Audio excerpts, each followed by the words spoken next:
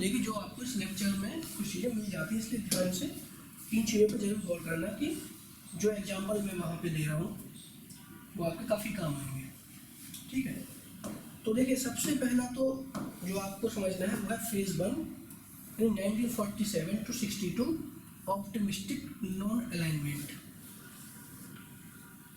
Optimistic non alignment का मतलब है कि इंडियन नॉन अलाइनमेंट की पॉलिसी को परस्यू किया। ये तो आपको हेडिंग से ही समझ आ रहा होगा, लेकिन उस समय सिचुएशन क्या है इंटरनेशनल फ्रंट पे, इंटरनेशनल फ्रंट पे आपकी सिचुएशन क्या है, तो यहाँ पे डोमेस्टिक फ्रंट पे। ठीक है, ये दोनों मैं आपको बता रहा हूँ। ये फेज है 1947 to 62। ठीक है, तो इंटरनेशनल सिचुएशन है वो है सबसे पहली cold war, cold war between USA and USSR, USA and USSR, USA and USSR का कोल्ड वॉर, ब्रिटेन और यूरोपियन पावर का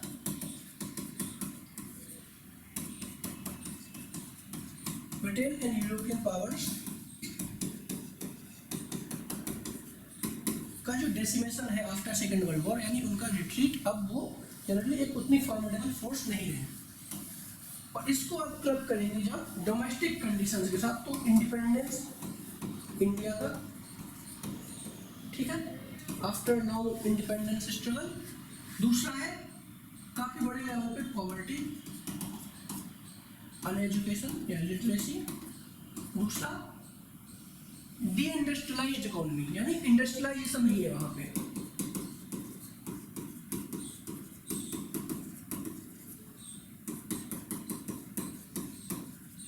ठीक है, यहाँ पे एक चीज और की वो है कि काफी इंडिया तो 1947 में आपको आजाद हो गया, बट अफ्रीकन कंट्रीज को वहां पे आजादी नहीं मिली थी। यानी अफ्रीकन जो कंटिनेंट है वहां पे अभी भी बहुत सारी कंट्रीज है जिनको डिकोलोनाइज होना है।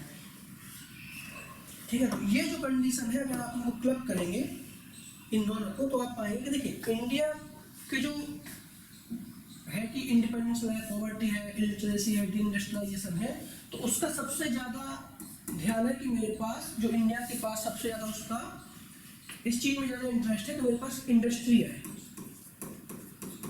क्योंकि अगर इंडस्ट्री नहीं आएगी तो ना तो इन्वेस्टमेंट आएगा, दूसरी बात ना ही वो जो इकोनॉमिक साइकिल है वो ठीक तरीके से चलेगा। इकोनॉमिक साइकिल का मतलब है कि ना तो पॉवर्टी कम होगी, ना एम्प्लॉयमेंट कम होगा, और जो इंडस्ट्रियलाइज इकोनॉमी है उसमें डेवलपमेंट को हम आगे नहीं बढ़ा सकते हैं। तो इंडिया का सबसे ज़्यादा ध्यान उस समय था कि सबसे पहले तो इंडस्ट्री हमारे पास आए, और दूसरा है क्योंकि न्यूली इंडिपेंडेंट कंट्री थी, तो उसका सबसे बड़ा जो एक लक्ष्य था वो था ऑटोनॉमी को मेंटेन करना। देखिए ऑटोनॉमी से मतलब है कि देखिए नई जो डेवलप्ड कंट्री थी, जो अंडर डेवलप्ड कंट्रीज थी, उनके लिए सबसे ज़्यादा जरूरी था उस समय 1947 के around the second half of 20th century कि हमारा जो इंडिपेंडेंस है वो दोबारा से ना चला जाए।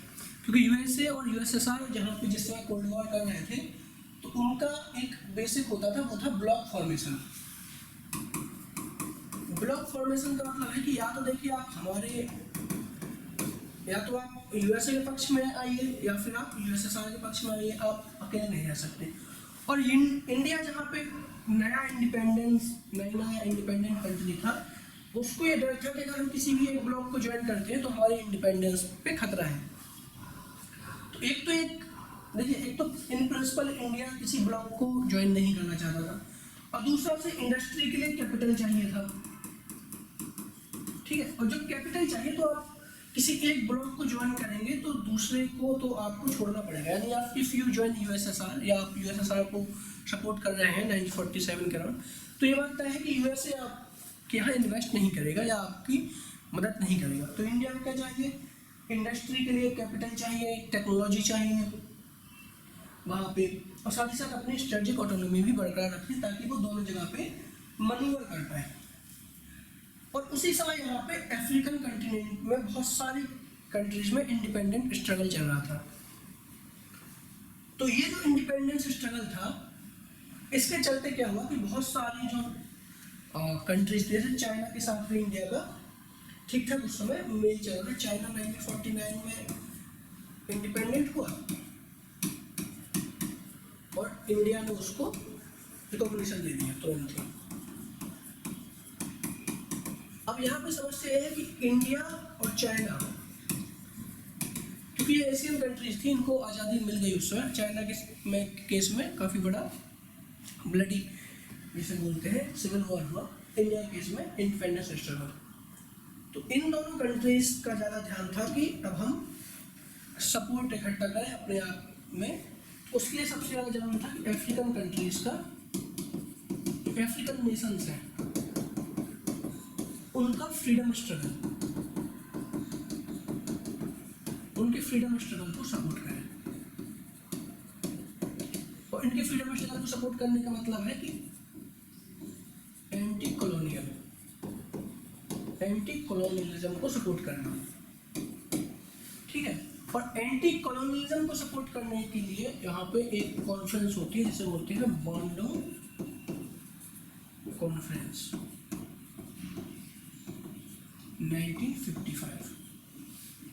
1955 में जो बांडोंग कॉन्फ्रेंस होती है उसमें 29 अफ्रीकन कंट्रीज आई थी, जब तक जितनी कंट्रीज आज़ाद हो पाई थी। इंडिया और चाइना ने भी पार्ट लिया था।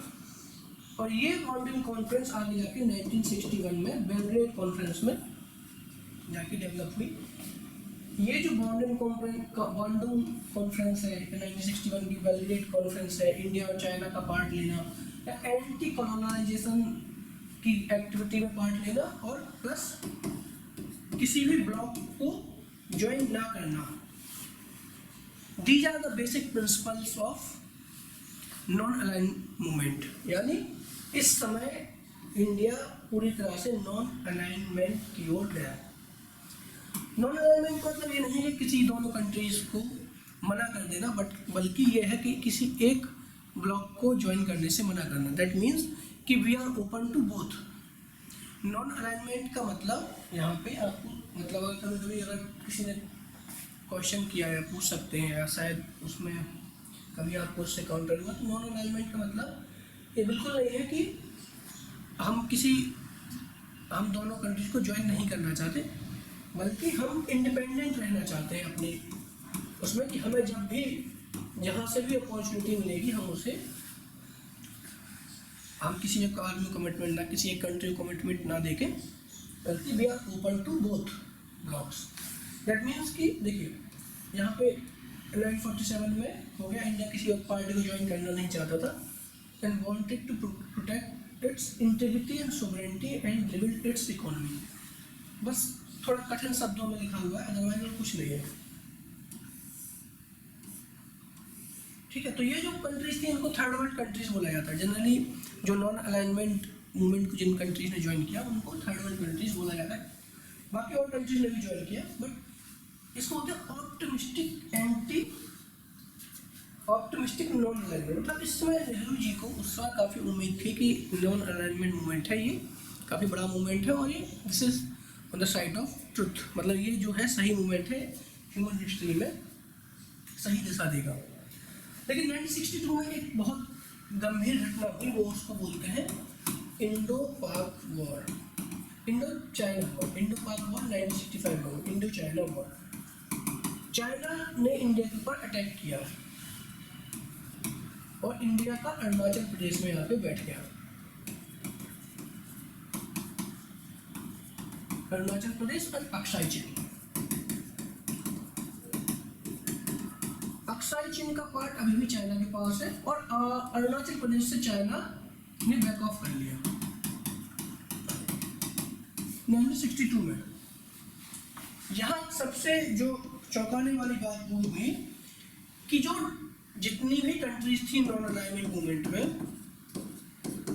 दे failed actually to criticise China. उन्होंने उन्होंने चाइना को क्रिटिसाइज नहीं किया इस एक्ट के लिए, इंडो चाइना वॉर के लिए, और यहाँ तक कि कई लोगों ने तो सपोर्ट भी किया चाइना को। इससे नेहरू जी की एक तो एकदम से आंखें खुल गई कि ये क्या हो गया, मतलब हम तो इनका अनलिमिटेड सपोर्ट करते रहे, चाइना का भी सपोर्ट किया, लेकिन जब हमें ज़रूरत पड़ी तो नॉन अलाइनमेंट के जितने भी सहयोगी थे हमारे, उन सब ने हमें धोखा दिया। यूनाइटेड नेशन में भी वोट नहीं किया, जहाँ तक मुझे याद है सोमालिया ने शायद इंडिया को सपोर्ट किया था, बाकी किसी भी कंट्री ने वहाँ पे सपोर्ट ही करने से मना कर दिया। सपोर्ट तो क्या, क्रिटिसाइज ही नहीं किया चाइना की इस ब्लेटेंट एक्ट ऑफ एग्रेशन को। तो इससे क्या हुआ, इससे ये हुआ कि नेहरू जी को समझ आया कि देखिए नॉन अलाइनमेंट मूवमेंट अपनी जगह है, बट एक रियलिज्म होना चाहिए आपकी फॉरेन पॉलिसी में। 1964 में इंडिया अमेरिका का, यूएसए का बेसिकली एक सिक्योरिटी पैक्ट होता है जिसको डिफेंस एग्रीमेंट और सिक्योरिटी पैक्ट बोलते हैं।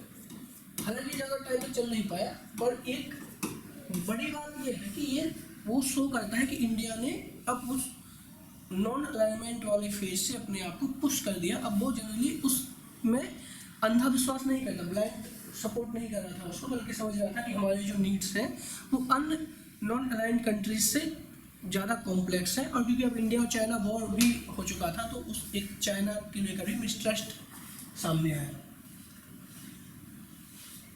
और जो चाइना के लिए मिसट्रस्ट सामने आया तो उसमें हमने फिर अमेरिका को साथ थाम लिया। ठीक है, यहाँ पे 1965 में मेजर इवेंट क्या हुआ, 1965 में इंडो पाक वॉर हुआ।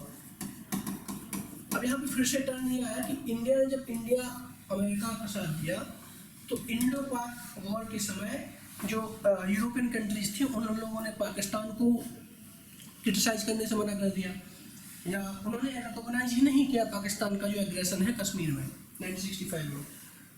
तो उसके चलते ताशकंद समझौता, और जबकि ताशकंद समझौते के लिए प्रेशर डाला कि आप ताशकंद समझौता कीजिए और जितनी भी एक दूसरे की जमीन ली है उसको वापस कीजिए।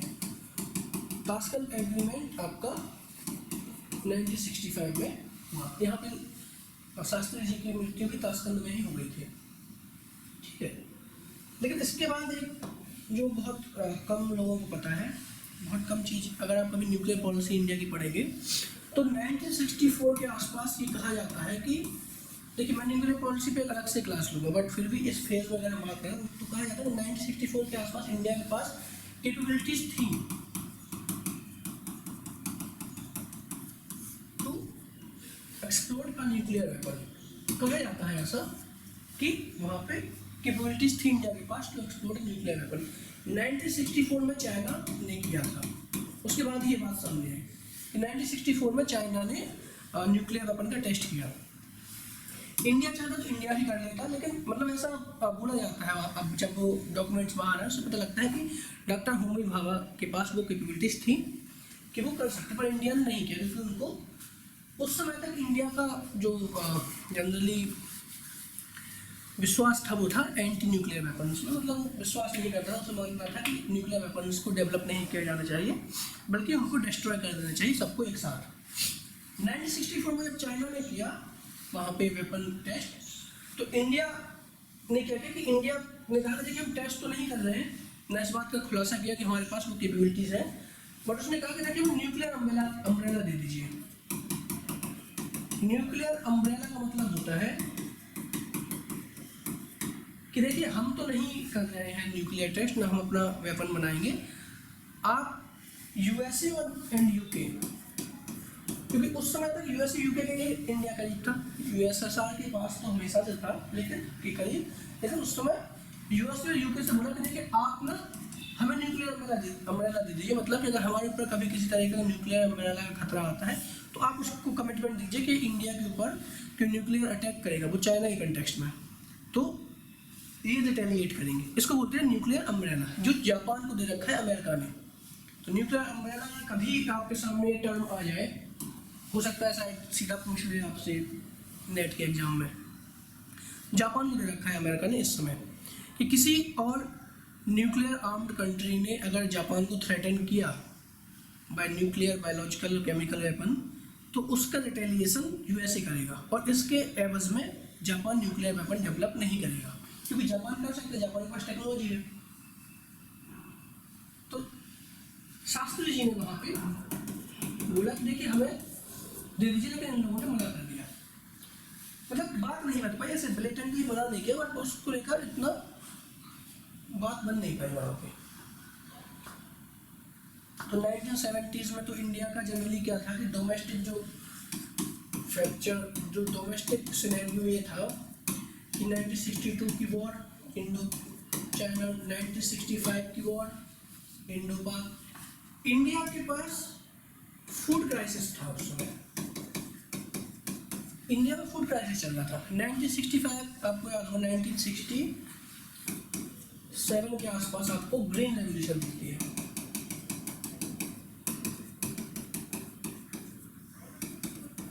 ग्रीन रेवोल्यूशन दिखती है, MS स्वामीनाथन, अभी आपने उनको भारत रत्न मिला है तो याद रखना कि आपका इससे डायरेक्ट पूछ लें। MS स्वामीनाथन मैक्सिको के एक वैज्ञानिक थे, MN वॉर्लो, शायद मुझे याद उनका नाम भूल रहा हूँ, पर उनसे प्रेरित होकर इन्होंने यहाँ पे MS स्वामीनाथन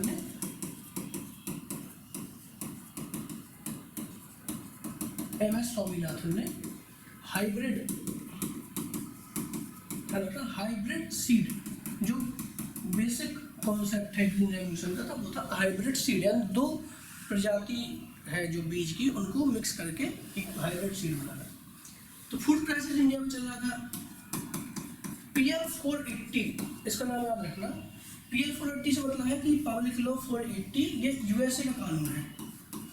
USA का एक कानून था काफी विचित्र कि PL 480 इसको बोलते हैं कि USA में जितना भी खाद्यान्न बचेगा, अगर सारी जरूरतों को पूरा करने के बाद, तो USA क्या करेगा कि उसका जो सरप्लस होगा वो थर्ड वर्ल्ड कंट्रीज में एक्सपोर्ट कर देगा, यानी उनको एक बहुत सस्ते दाम में दे देगा। ये इसलिए था ताकि USSR की जो कम्युनिस्ट आइडियोलॉजी है उसके जकड़ से जो गरीब या इम्पोवरिश्ड कंट्री है वो बाहर रहे। तो उसके चलते इंडिया भी इससे लेता था काफ़ी क्रिटिसिज्म होता था इंडिया में। उसको बोलते थे कि जो USA है वो हमें टूटा फूटा खड़ा बना देता है ताकि इंडिया वाले, क्योंकि उनके पास खाने को है नहीं। तो PL 480 कभी कभी आपसे पूछ सकते हैं। 1977 में मोरारजी देसाई ने इसको बंद कर दिया था। ग्रीन रेवोल्यूशन हुआ था, यानी इंडिया का जो इंटरनल सिनेरियो था वो इतना ज़्यादा वीक था, इसलिए इंडिया ने न्यूक्लियर वेपन टेस्ट नहीं किया। क्योंकि अगर इंडिया न्यूक्लियर वेपन टेस्ट वहाँ पे कर लेता 1960s में, तो ऑलरेडी जो इतनी रचा व्यवस्था थी, 1962 में वॉर, 65 में फूड क्राइसिस चल रहा था, वहाँ पे इंडिया के पास उतना टेक्नोलॉजिकल नो हाउ भी नहीं था, और इंडिया कई लेवल पे न्यूक्लियर एनर्जी और टेक्नोलॉजिकल हेल्प भी लेता था वेस्टर्न कंट्रीज से, USSR से। तो उस लेवल पे भी न्यूक्लियर वेपन टेस्ट करने के बाद वहाँ पे भी समस्या आ जाती, इसलिए इंडिया ने न्यूक्लियर टेस्ट नहीं किया। कुछ लोग बोलते कर लेना चाहिए था, क्योंकि 1969 में NPT का होता है नॉन प्रोलिफरेशन ट्रीटी, यानी न्यूक्लियर के केस में नॉन प्रोलिफरेशन ट्रीटी ने बोला कि जितने भी कंट्रीज ने 1964 तक कर लिया वही न्यूक्लियर नेशन से, अब जो 1964 के बाद लोग करेंगे उनको न्यूक्लियर नेशन का तमगा नहीं मिलेगा, उनको न्यूक्लियर नेशन के रूप में रिकॉग्निशन नहीं मिलेगा। तभी इंडिया ने जब 1974 में किया तो इंडिया पे काफ़ी ज़्यादा सैंक्शंस लग गए। ठीक है, ये इससे जनरली आता है।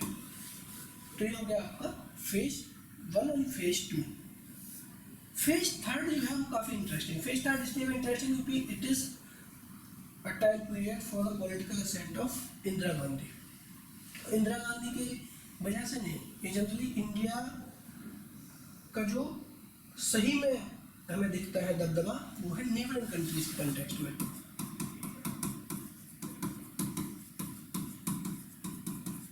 नेबरिंग कंट्रीज के कंटेक्स्ट में हमें जनरली एक चीज ऐसी दिखती है।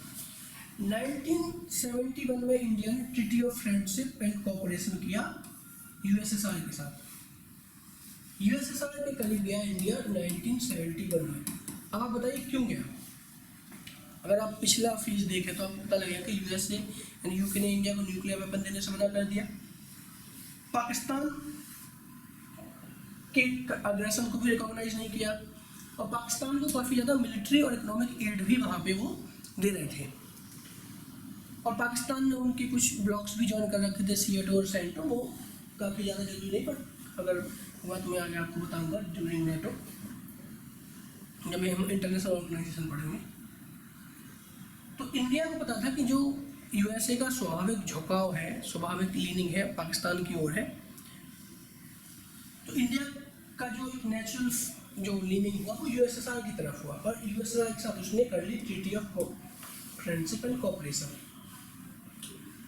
1971 में हो गई वॉर, इसे बोलते हैं पाक बांग्लादेश वॉर। मतलब पाकिस्तान में इलेक्शन हुआ तो मुजीबुर रहमान जो बंगाल से थे, बांग्लादेश से, वहाँ पे उनकी मेजोरिटी में गवर्नमेंट आ गई। तो वहाँ पे जो मिलिट्री रूल है याह्या खान, उसने वहाँ पे उनको हैंड ओवर करने से मना कर दिया, क्योंकि बंगालियों को बोले कि हम नहीं देंगे गवर्नमेंट। तो वहाँ पे सिविल वॉर शुरू हो गया 1971 में। जो सिविल वॉर शुरू हुआ बांग्लादेश में, तो उससे बहुत ज़्यादा माइग्रेंट जो है वो इंडिया में आए। माइग्रेंट का स्पिल ओवर यानी इंडिया की तरफ भागे वो, और इंडिया क्योंकि एक कंट्री जो सिटिंग असाइड बांग्लादेश, उसे पता था कि इतने ज़्यादा जो माइग्रेंट क्राइसिस हो रहा है, इतना ज़्यादा होमिसाइड या जो जेनोसाइड चल रहा है वहाँ पे, उसलिए कुछ ना कुछ तो करना पड़ेगा। तो इंडिया ने क्या किया कि पाकिस्तान पे अटैक कर दिया, और शुरू हो गया इंडो पाक वॉर। मतलब इंडिया ने पहले अटैक नहीं किया, इंडिया एक्चुअली क्या कर रहा था कि उनकी जो बंग बंधु थी उसको ट्रेनिंग वगैरह दिया था, ऐसा अलेजिबली, मतलब पाकिस्तान के अनुसार इंडिया जो बंग बंधु यानी उनका जो मुजीबुर रहमान की सिविल आर्मी थी उसको सपोर्ट कर रहा था। इसीलिए पाकिस्तान की एयरफोर्स ने पहले इंडिया पे अटैक किया पंजाब वाले रीजन में। फिर इंडिया के पास मौका लग गया, इंडिया ने अटैक किया और बांग्लादेश को मुक्त करा दिया। उस समय यूएसएसआर और यूएसए आमने सामने आ गए, बिल्कुल आमने सामने। देखा, मैं बताता हूँ आपको उस समय इंटरनेशनल और डोमेस्टिक सिनेरियो क्या था। किसी भी चीज़ को समझने की सबसे पहली बात यही, सबसे पहले आपको समझना है 1969 देखिए कोल्ड वॉर चल ही रहा है, यूएसएसआर और चाइना के बीच में लड़ाई हुई थी, ठीक है। कोल्ड वॉर सबसे इंटरेस्टिंग बात ये थी कि यूएसएसआर और चाइना जो है उनका अप्रोच, इनके बीच में एक बहुत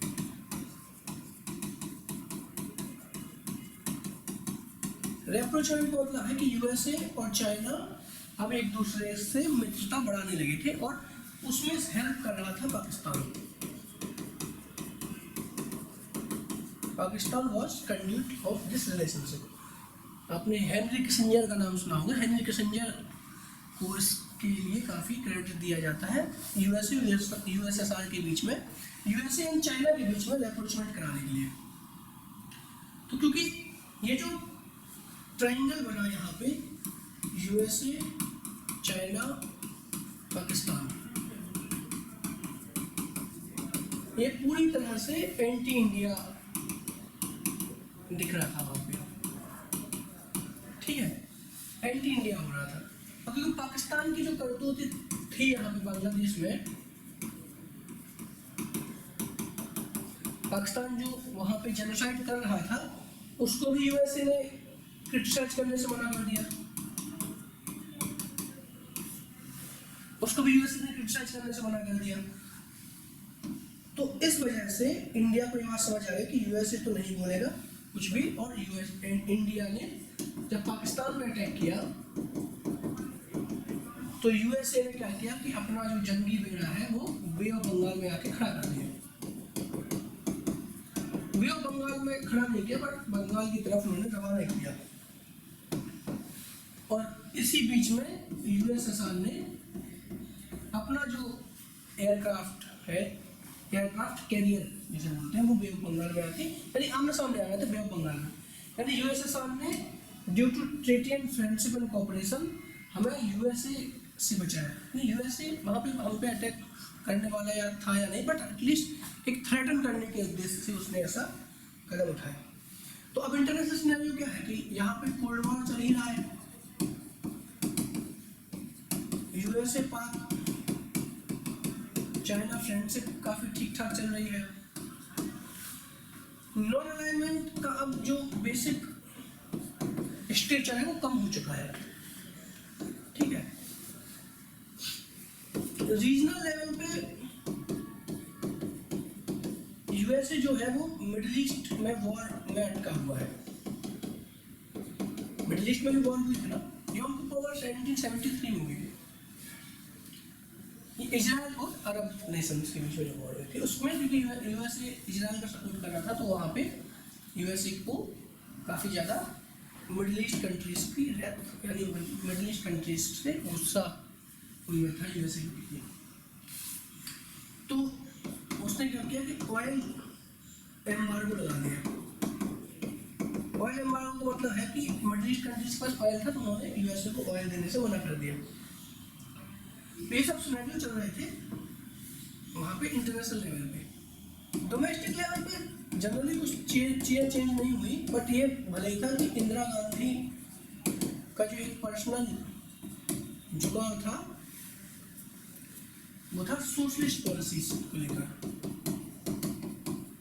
सोशलिस्ट पॉलिसीज को लेकर। इंडस्ट्रियलाइजेशन को वहाँ पे काफ़ी हद तक कर्व किया गया। यूएसएसआर इंडिया का काफ़ी घनिष्ठ मित्र उस समय बन के आया। 1974 में इंडिया ने न्यूक्लियर वेपन टेस्ट किया, जिसे पीसफुल एक्सप्लोजन कहते हैं। पीसफुल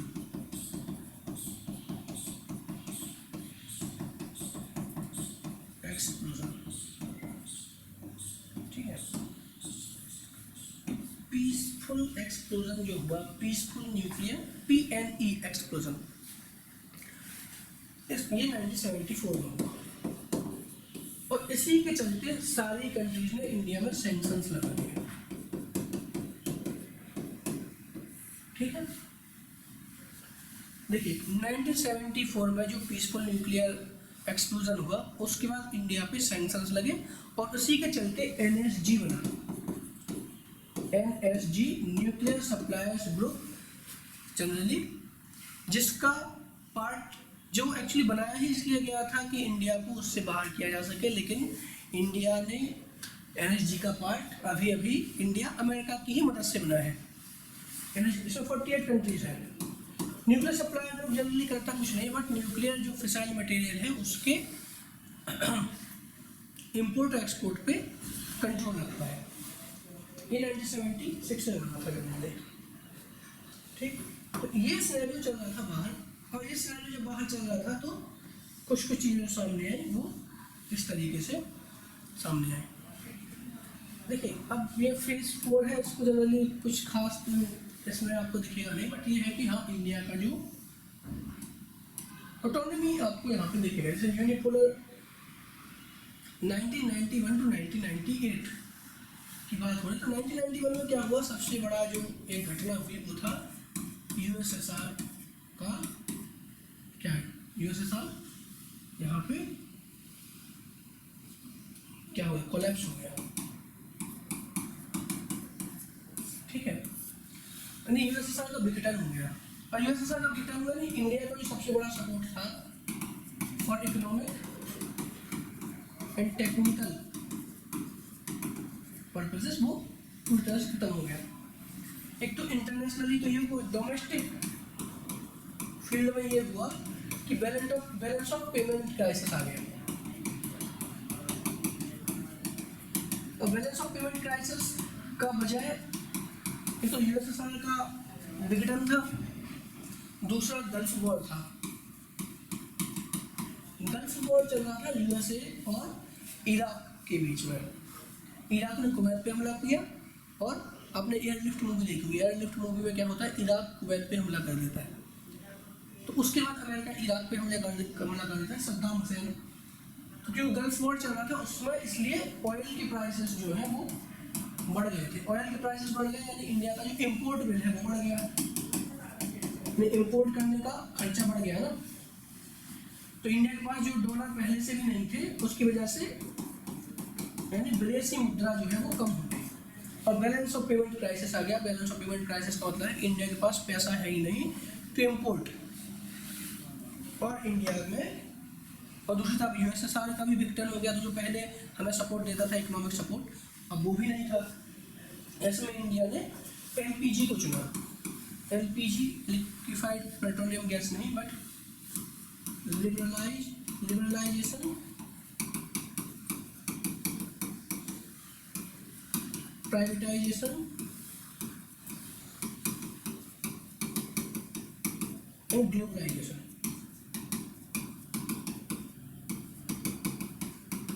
पीवी नरसिम्हा राव, इनको भी इस बार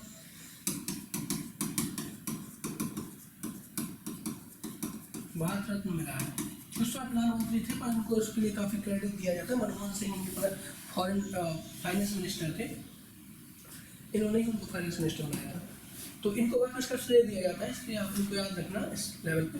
देखिए एलपीजी जितना डोमेस्टिक स्फीयर में उतना ही आपको फॉरेन स्फीयर में भी दिखेगा, क्योंकि उसका प्रभाव जो है, लिबरलाइजेशन का मतलब है कि हम जो बाहर से जो कैपिटल इन्वेस्टमेंट आ रहा है उसको लेकर लिबरलाइज करेंगे अपना जो मैकेनिज्म है, अपनी पॉलिसीज हैं। ग्लोबलाइजेशन का तो डायरेक्ट इम्पैक्ट है, यानी आप अपने ट्रेड एम्बार्गोस को कम करेंगे, ट्रेड इंपोर्ट और एक्सपोर्ट पे जो हमारे ड्यूटीज है उनको कम करेंगे, ताकि हम ग्लोबलाइज्ड वर्ल्ड हो पाए। तो इसके चलते ये सब चीज़ें यहाँ पे इंडिया के केस में आई, balance of private payment crisis आया, और इंडिया जो है वो एक मोर लिबरलाइज्ड इकोनॉमी की ओर बढ़ा, यानी कैपिटलिस्ट इकोनॉमी की ओर बढ़ा। यूएसएसआर वहाँ पे था नहीं। 1998 में इंडिया ने कर दिया न्यूक्लियर टेस्ट, वो पीसफुल न्यूक्लियर एक्सप्लोजन था। उसमें जनरली इस बात को लेकर नहीं बोला कि हम जनरली जो न्यूक्लियर एक्सप्लोजन किया था, बोला था हम सिर्फ एनर्जी बनाएंगे। यहाँ न्यूक्लियर टेस्ट का मतलब है कि यहाँ पे वेपन बनाएंगे, और ये घोषित कर दिया अपने आप को खुद ही अटल बिहारी वाजपेयी ने कि हम वेपन बनाएंगे। अटल बिहारी वाजपेयी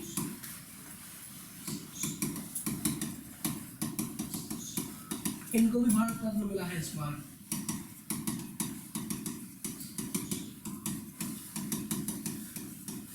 इसको याद रखना। और यहाँ पे इंडिया में फिर से ऑयल सैंक्शंस लग गए। ये जो एवोल्यूशन का मतलब है कि इंडिया ने क्या किया कि 1971 टू 91 आपको रीजनल असर्शन दिखेगा, लेकिन आफ्टर 1991 आपको एक कंटिन्यूअस जो एक थीम है वो आपको दिखेगी, वो है स्ट्रेटेजिक ऑटोनॉमी। इसको आप जरूर याद रखें। स्ट्रेटेजिक ऑटोनॉमी से मतलब कि इंडिया जो पहले नॉन अलाइनमेंट की बात करती थी, अब वो स्ट्रेटेजिक ऑटोनॉमी की बात करता है। स्ट्रेटेजिक ऑटोनॉमी से मतलब कि देखिए हमारे जो रिलेशन होंगे वो सबके साथ होंगे, हर लेवल पे होंगे, यानी इकोनॉमिक रिलेशन होंगे, एक डिफेंस रिलेशन होंगे, लेकिन we are free to choose anything. हम अपना हित खुद तय करेंगे, मतलब जो ऑटोनॉमी है वो हमारे पास है, उसकी आपके पास नहीं है, किसी भी नेशन के पास नहीं, किसी के साथ भी ऑनलाइन हो, पर जो जनरल ऑटोनॉमी है वो हमारे साथ ही रहे। इसलिए इंडिया ने अपनी स्ट्रेटेजिक ऑटोनॉमी को लेकर काफ़ी ज़्यादा यहाँ पे वोकल स्टैंड अपनाया।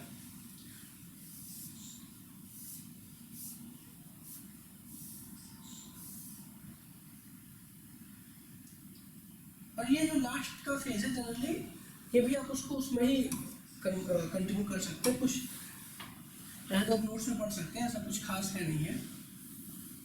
बात वही कर रहा है, वो है कि यहाँ पे balancing power, basically strategic autonomy,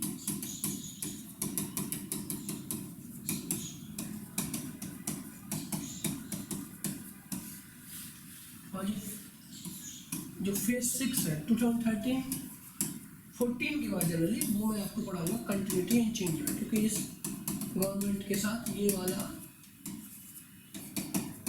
ten हमेशा आता है। कितना चेंज किया, कितना कंटिन्यू किया। देखिए जो 2000 का याद है, आफ्टर 2000 यहाँ पे आपको देखना है कि आफ्टर 2000 4-5 चीज़ें। एक तो देखो यूएसए का यूनिपोलर मूवमेंट, यूनिपोलर मूवमेंट से सीधी सीधी बात आपको इतना याद रखना है कि वहाँ पे जब पहले यूएसए और यूएसएसआर दो सुपर पावर थी। यूनिपोलर मूवमेंट से मतलब है कि केवल एक ही सुपर पावर है, यूएसए। चाइना का असेंट, चाइना का राइज जनरली। अब चाइना जो पहले काफ़ी कमज़ोर कंट्री था, वो धीरे धीरे करके एक इकोनॉमिक पावर हाउस बना आफ्टर 2008, जहाँ पे आपको वर्ल्ड फाइनेंशियल डिप्रेशन दिखता है, क्राइसिस। इंडिया का जो इंटरेस्ट है वो रीजनल के साथ साथ अब ग्लोबल होने लगे। ये इंटरेस्ट है, इशूज नहीं है, लेकिन रेसिज्म और इंटरनेशनलिज्म की बात नहीं हो रही। ग्लोबल इंटरेस्ट मतलब है इकोनॉमिक इंटरेस्ट, स्ट्रेटेजिक इंटरेस्ट, यानी इकोनॉमी और स्ट्रेटजी के लेवल पे इंडिया के ग्लोबल इंटरेस्ट अब दिखने लगे हैं। यूएसए के साथ सिविल न्यूक्लियर डील साइन होती है 2006 में। 1998 में जब न्यूक्लियर एक्सप्लोजन किया इंडिया ने, उसका जसवंत सिंह और यूएसए के जो national security advisor Strobe Talbott, उन्होंने बैठ के कई राउंड की वार्तालाप की और 2006 में civil nuclear cooperation agreement India के साथ किया। इसका मतलब था कि यूएसए ने इंडिया को स्वीकार कर लिया है as a nuclear weapon state.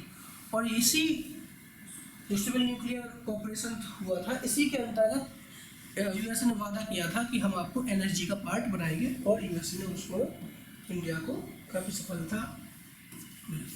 ठीक है, तो ये इसमें है। अगला जो हमारा जो जनरल टॉपिक है वो है continuity and change in foreign policy, जो हम अगली क्लास में करेंगे, क्योंकि ये टॉपिक के साथ साथ हम देखेंगे कि नेबरिंग कंट्रीज के साथ इंडिया के रिलेशन कैसे रहे। ठीक है, तो अभी के लिए इतना ही।